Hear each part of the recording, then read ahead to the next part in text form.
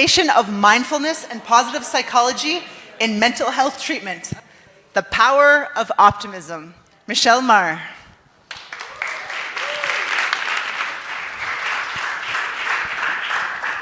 Okay, hopefully this works. Yes. Okay, hello.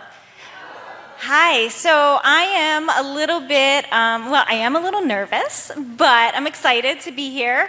And one thing I just kind of want to preface my presentation is that I am a rehabilitation psychology counselor / professor. So as you see here, my PhD is in rehabilitation psychology.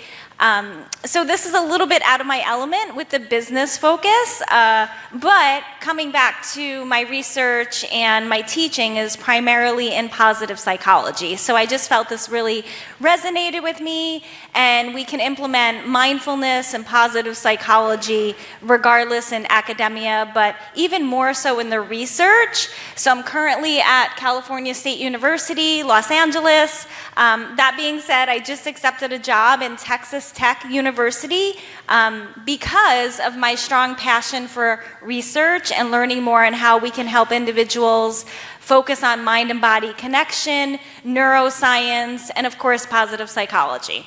So that's a little bit before I even start the presentation. Okay, so a little bit of an overview is I am going to talk about mindfulness, critical thinking questions for yourself, positive psychology principles, mental health and optimism, also resiliency, which is why when we did that activity earlier, I said resiliency really speaks to me because I think it's such a component of how we can move forward to be more positive, to focus on the strengths, and again, to build resiliency.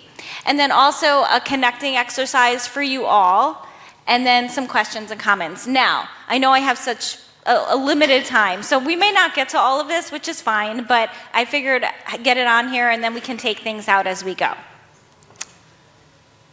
Oh, I went too fast. Okay, so a little bit about mindfulness. Who's familiar with the actual term mindfulness? Awesome. And then when you think about mindfulness, I think often we look at it as just being aware and self-aware. I believe that was definitely a word someone in this room said. Self-aware was one of their hashtags, which is awesome. But I think mindfulness, we have to realize that it's also very research-focused, and there is an operational definition to mindfulness, and that can be recognized as present moment, non-judgmental awareness, initiated by concentrated attention that is non-reactive and as open-heartedly as possible.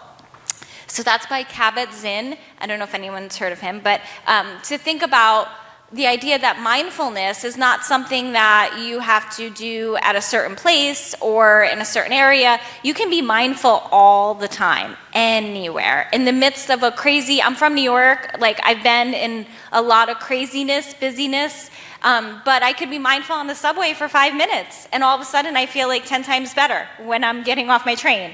Or if I'm in the middle of LA traffic, I can be mindful before I hit the car in front of me. So always thinking about, okay, let me breathe. But in order to be mindful, you have to be self-aware.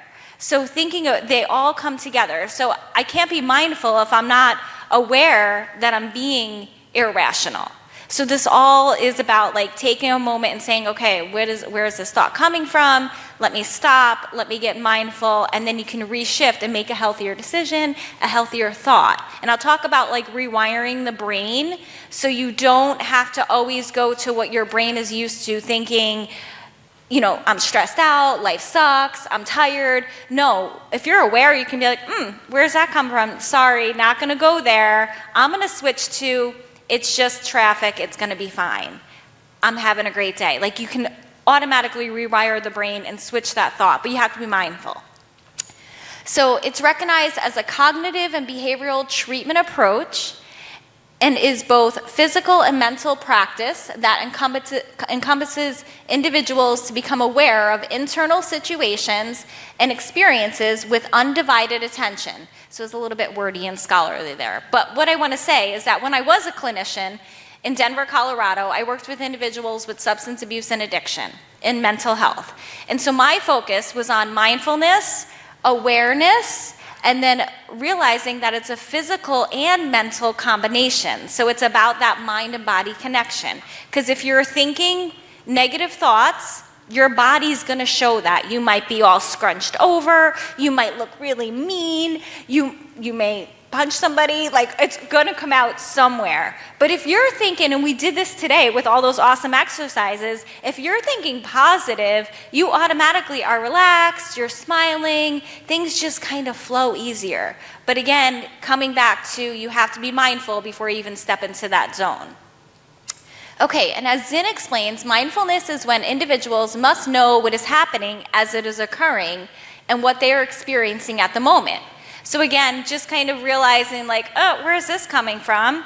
Obviously, I don't like the energy in the room. Like if you were all miserable, I'd be like, oh, this is so not me. But you have to be aware of it. And if you don't tap into that energy source, I'm big on energy, you can feel it, kind of like we were talking earlier, that intuition, you know that this isn't the space for you, and that's okay, you move on. It's being able to make that decision that you don't have to surround yourself with, and I don't like that word toxic, but because it's like so overused, but in general, I'd say just unhappy people, or people that are looking to like join in the misery and talk about the negative and complain, right? Like you just walk away from it if you can. Okay, so that's just a little bit about mindfulness, and then it brings us into positive psychology, which I love. So, positive psychology, did I jump? Yeah, okay, so this is by Seligman. I don't know if I'm sure you've heard of Seligman, Martin Seligman. He developed the concept, and I actually wrote my dissertation based on social cognitive theory by Albert Bandura and positive psychology. So that were my theoretical orientations when I was working on my PhD. So thinking about enjoyment versus illness reduction. So remember, I'm a rehabilitation psychologist, so my focus is on working with anyone with a disability. So the first thing we think about is that you're not lacking anything, you don't have an illness. Let's talk about your abilities, let's talk about your strengths, let's talk about everything you can do. So that was my mindset going into my PhD, and I'm very, very true to that now.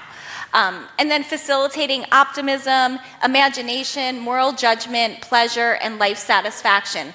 The second word I love, like I love working with people to be creative and thinking about your imagination, because I think when you're creative and you're imaginative, you can just open your whole world into a different story.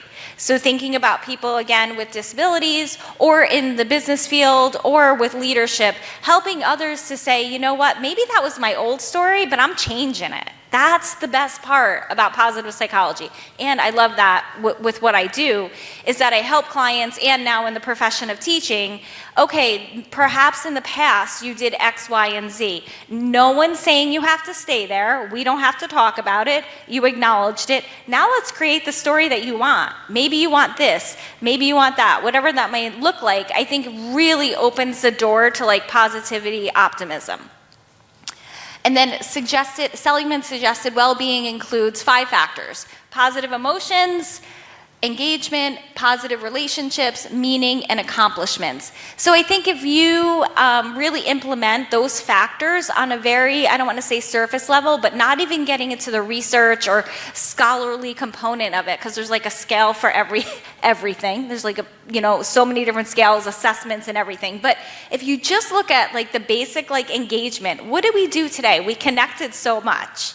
So I think like, okay, yeah, positive psychology is about engagement, because when you connect with people in a positive way. Now, let's keep in mind, and we have to be very thoughtful, that you can also connect with people in a really crippling way, which is why when I'm working in my field, I say, okay, you think you have social support because you're hanging out with people in the same interests, but it's not leveling you up. You're actually going down into the hole. So to walk away from all that is really hard. So thinking about helping individuals to say, how am I going to feel better? Who are the people I want to surround myself with? Who's going to help me feel empowered? That's the type of energy that you want to be working in, or at least feel in your daily life, because it's stressful. Just again, kind of going back to the first presentation, family life balance. We all have so much on our plate. But what we know is stress isn't going away. Okay, it's not like you can say, oh, I'm gonna go live in the mountains, be a monk, not talk to anyone. You can if you want to, but in general, you're gonna have to find a way to keep moving forward and handle the stressors in your life, but use it in a good way, because stress isn't bad. Stress is very motivating. I love stress to a point, but again, learning yourself, what is that threshold of my plate is so full, I can't do anything else, or I'm not going to do anything, I'm just going to sit here. It's that sweet spot of I'm in the flow of things and I'm feeling good and I'm taking on a lot of challenges, but I'm also not to the point where I can't even focus or talk to anyone. So again, kind of coming back to, and that brings meaning and accomplishments. Also, positive psychology and mental health. As I noted earlier, always talking about how can our mental health be related to our physical health, our overall well-being. What makes life worth living? I always ask my clients that. I always ask my students that. Why are you here? What is your intention? Why do you come to this class? And so we always talk about the why. It's really important to be intentional about why you're doing anything. And that can be the simplest thing as going for a walk. Why did you get up and go for a walk in Barcelona today? Because it made me feel better. You have to always be reflecting. Helping clients to reshift their mental state with a strength-based approach, like I said earlier, thinking about not what I can't do, what's holding me back, why do I feel like I'm not moving forward? I always tell my clients a lot of times, I don't want to talk about that. We're going to talk about all the wonderful things that you are today. And they leave my office when I was a clinician feeling amazing. And my students always begin our class with a 5-minute meditation activity and then a 5-minute positive affirmation activity. So when they leave my class, they're feeling good, usually good. I stress them out with assignments and stuff. But in general, they're feeling like, oh, I like Dr. Mahr's class. She's fun. And it's a tedious program, but I want them to feel like I'm so glad that I'm in this classroom tonight, whether it's Zoom or in person. And so that's the kind of vibe you want to give off when you are within your daily life of whatever you're doing, business, academia, clinical work, whatever it may be. Okay, so and then thinking about Seligman, and I can never pronounce that second name, so I'm just going to say C, okay? So, what? Dr. Michele. Oh, yeah, okay, Michele. So the sincere focus is on both individual and societal well-being. So I love that bullet point because it isn't just about me. It's about all of us. And so I think about that from a really humanitarian perspective.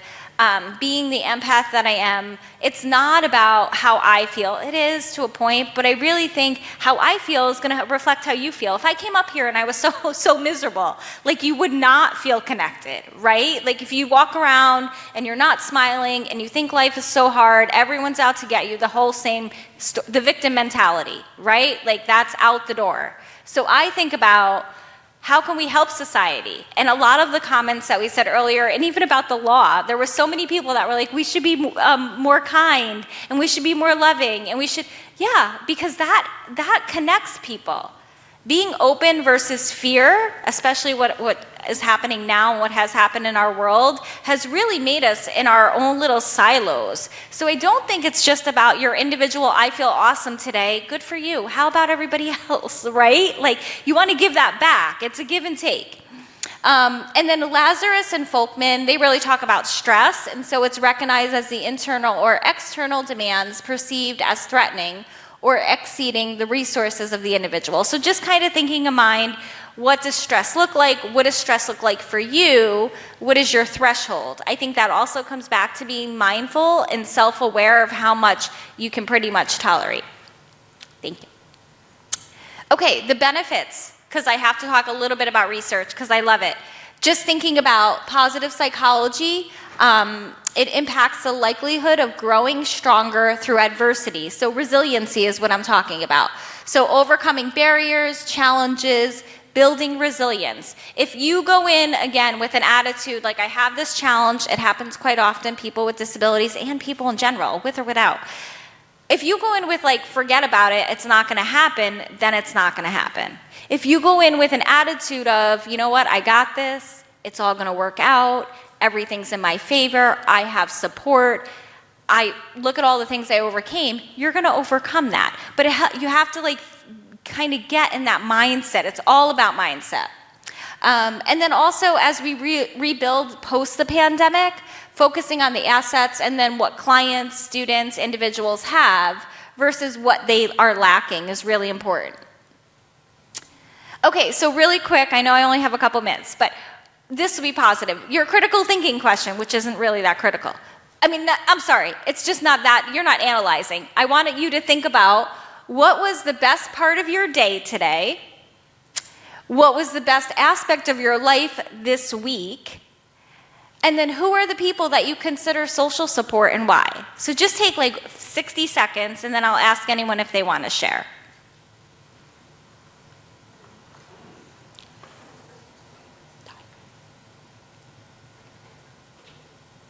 Okay. Sorry, it wasn't 60 seconds. We're a little bit over time. And then if anyone, and I don't know, are we sharing our PowerPoints? Are we putting them on the web? I would. Okay. This is the last one. It's strategies of how you can implement positive psychology. Hello? Okay. Positive psychology. This must be a sign I'm done. Positive psychology, resiliency, and optimism. And that's it. Thank you.